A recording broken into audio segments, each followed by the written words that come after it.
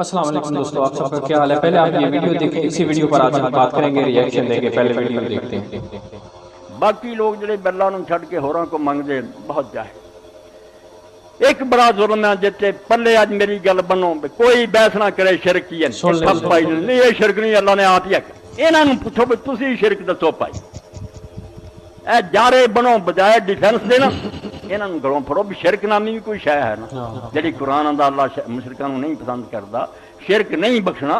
اینا جی ڈراؤ کوئی شے بیان کرو، تسی بریلوی یا شیعہ وغیرہ جڑے آندے نہیں یہ شرک کوئی نہیں، وہ دسو نا بھی آخر کوئی شرک ہے بھی؟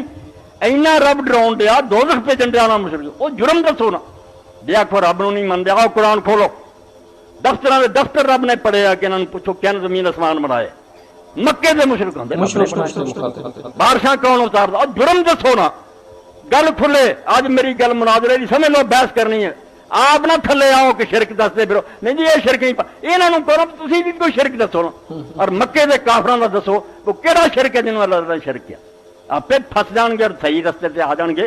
شرک دسو جس پاروں مشرک ہو جا کو رب نوں نہیں مانتے، کون آندا؟ وہ چوڑے چمار سی، بیت اللہ دے متولی سی، طواف کرتے سی، ختنے کراؤندے سی، عقیقے کرتے سی، قربانی دیندے سی، میدان عرفات جاندے سی۔ وہ ابراہیم اسماعیل علیہ السلام دی اولاد سی، کوئی حیا کرو، کدوں انہاں خدا دا انکار کیتا؟ کدوں آکھیا کئی خدا نہیں؟ یہ آندے سی کہ اللہ ہے خدا ہی سب کچھ کیتا کرایا، مگر یہ باوجود مشرک ہوئے ایڈے دوستی ہوئے، وہ جرم کہڑا سی انہاں دا؟ اسی طرح بدعت نہیں، تسی نہیں آکھنا بدعت آ، انہاں نوں کہنا بھی بدعت کوئی ہے بھی کہ نہیں، تسی دسو بدعت آپ پتہ لگ جائے گا بھی بدعتاں تہاڈیاں بدعتاں بھی آؤندیاں کہ نہیں۔ اسی اگے لگ جانے ہیں ٹوری رکھتے نہیں یہ نہیں بدعت بنتی شریف، بس تسی آخر نشاندہی کرو پھر تہاڈے علم چ کوئی بدعت ہے گی اور وہ کیوں بدعت بنی؟ دیا کو نہیں وہ چاہ گناہ، وہ بھائی گناہ تے فسق اور فجور رکھواؤں گا، وہ برائی ہوندی ہے، وہ بدعت نہیں ہوندی۔ بدعت نویں ہونا، بدعت کا مانا نویں ہون پر ان کی خرابی ہوگی سی، دین نے انہوں برا کیا۔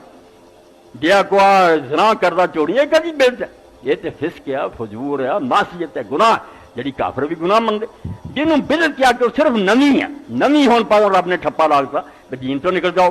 وہ نویں دسو نا تہاڈے خیال کیڑی ہے جتے بدعت دا فتوا ایداں ہی شرک دی۔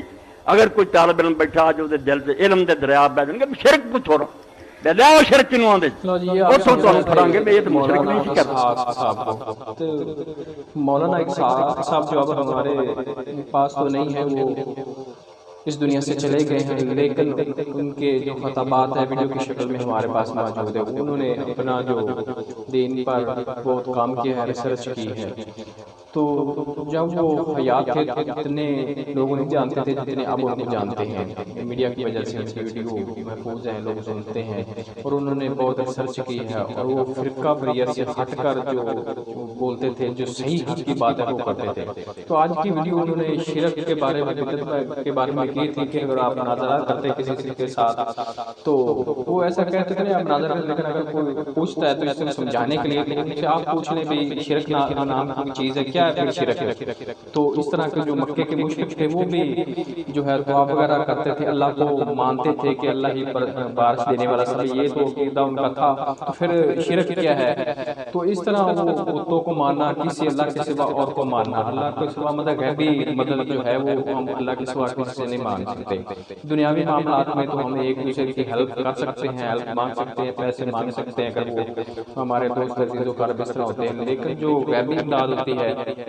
اگر آپ مثلا بیمار ہو جاتے ہیں تو آپ پر لازم ہے کہ آپ اس کے لیے دعائی لیں، صحت کا خیال رکھیں، لیکن اس کے ساتھ اللہ سے تندرستی مانگیں۔ بس غیبی جو اگر آپ نے دعا کرنی ہے تو اللہ سے کرنے کہ اللہ ہمیں تندرستی دے۔ غیبی ہم کسی اور سے نہیں، جو دنیا میں اس میں نہیں ہے، اس کو کہیں کہ ہمیں وہ ہمیں شفا دے، اس طرح نہیں کہہ سکتے۔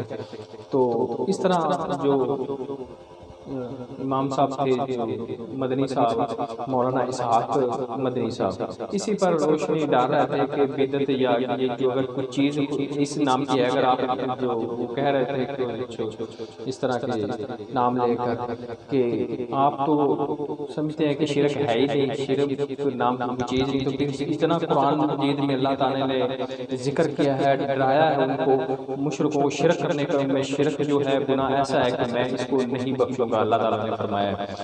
باقی سب گناہ جو ہے وہ بخش دے گا اللہ تعالیٰ، لیکن اللہ کے ساتھ شریک ٹھہرانا، شرک کرنا یہ بڑا عظیم گناہ ہے، اس سے ہمیں بچنا چاہیے، ورنہ ہمارے تمام جو اعمال ہیں وہ ضائع ہو جائیں گے۔